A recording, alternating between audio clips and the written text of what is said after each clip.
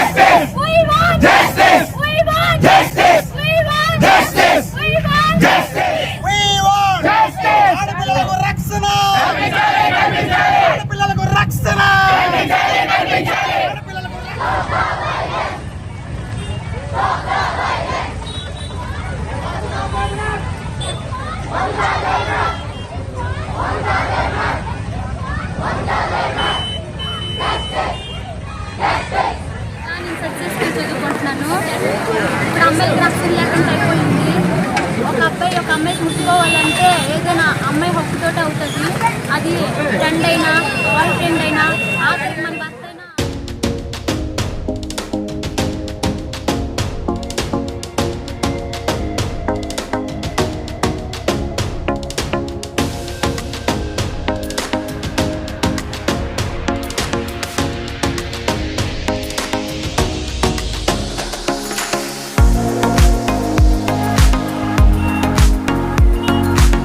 అందరికీ తెలుసు రాఖీ పండుగ. రాఖీ పండుగ అంటే అన్నదమ్ములు, అక్క చెల్లు అందరూ కలిసి ఒక చేసుకునే పండుగ. అంటే ఒక అన్న చెల్లికి, అక్క తమ్ముడికి ఉండే అన్యోన్యతని ప్రపంచంలో ఏ దేశానికి లేకుండా లేనటువంటిగా మన ఇండియాలో దానికి అత్యంత ప్రాముఖ్యత ఇస్తూ మన దేశ ఫ్రిడ్జ్లో కూడా భారతదేశం నా మాతృభూమి, భారతీయులందరూ నా సహోదరులు మన కేవలం మన భారతదేశంలోనే ఈ రకంగా చెప్పుకుంటాం. అలాంటిది మొన్నే మనందరం కూడా 78వ స్వాతంత్ర దినోత్సవంకి సిద్ధమయ్యాం. ఒక పక్క స్వాతంత్ర దినోత్సవ సంబరాలు జరుపుకోవడానికి సిద్ధమవుతుంటే, మరో పక్క అర్ధరాత్రి ఒక ఆడపిల్లకి, ఒక డాక్టర్కి, అది కూడా ఒక కాలేజీలో రక్షణ లేకుండా అతి దారుణంగా చెప్పుకోవడానికి సిగ్గా ఉంది. అతి దారుణంగా హింసించి చంపారు. అలాంటి పరిస్థితుల్లో నేటిగా ఆడపిల్లలు ఉన్నారంటే చాలా చాలా బాధగా ఉంది. అయితే మనందరం ఒకటి తెలుసు, అడుక్కుంటే అన్నం దొరుకుతుంది, కష్టపడితే నీరు దొరుకుతుంది. కానీ నేటికి కూడా ఆడపిల్లకి రక్షణ లేకుండా పోయింది. ఇంకా ఎప్పుడు వస్తుంది? 78 సంవత్సరాలు స్వాతంత్ర దినోత్సవం చేసుకున్నాం. ఇంకో 78 సంవత్సరాలు వచ్చినా కూడా ఆడపిల్లకి రక్షణ కల్పిస్తారు ఈ దేశంలోనే నమ్మకం రోజు రోజుకి సన్నగిలిపోతుంది మాకు.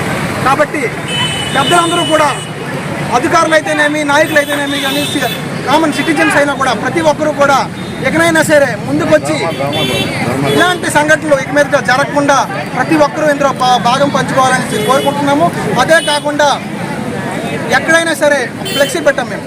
ఎక్కడైనా సరే ఒక చీకట్లో సడన్గా చప్పుడైతే మగవాడు నేనేమో అని భయపడతాడు, కానీ ఆడది మగవాడేమో అని భయపడాల్సిన పరిస్థితి ఈ దేశంలో ఉంది.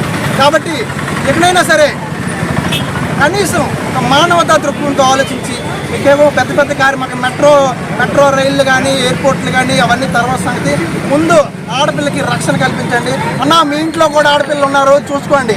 ఎవరైనా సరే ఒక తల్లికో, ఒక చెల్లికో, ఒక అక్కకో, భార్యకో సాయంత్రం రాత్రి వరకు పక్కన పెట్టండి. సాయంత్రం ఒకరికి పంపించగలిగే ధైర్యం ఉందా మనకి?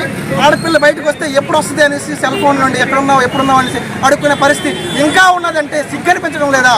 మీ అందరికీ ఒకసారి ఆలోచించి ప్రతి ఒక్కరూ ఈ విషయం మీద ముందుకొచ్చి ధైర్యంగా పోరాడి తప్పు చేసిన వాడికి శిక్షించడం కాదు, వెంటనే శిక్షించాలి.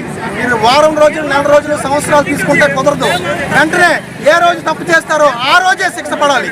ఏ రోజు తప్పు చేస్తే ఆ రోజే, ఆ క్షణం, కొన్ని గంటల్లోనే ఎప్పుడైతే శిక్ష పడుతుందో నిందితునికి భయపడుతుంది. నెలలో, సంవత్సరాలు తీసుకుంటే వాడికి ఇంకేం భయం ఉంటుందో. కాబట్టి వెంటనే శిక్ష పడాలి, తక్షణమే శిక్ష పడాలి, అతి కఠినమైన శిక్ష పడాలి. అది చూసి ఇంకొకటి భయపడాలి, ఇంకొకటి చేయడానికి భయపడాలి. ఆ రకంగా ఉండాలి అని కోరుకుంటున్నాము. ధన్యవాదాలు.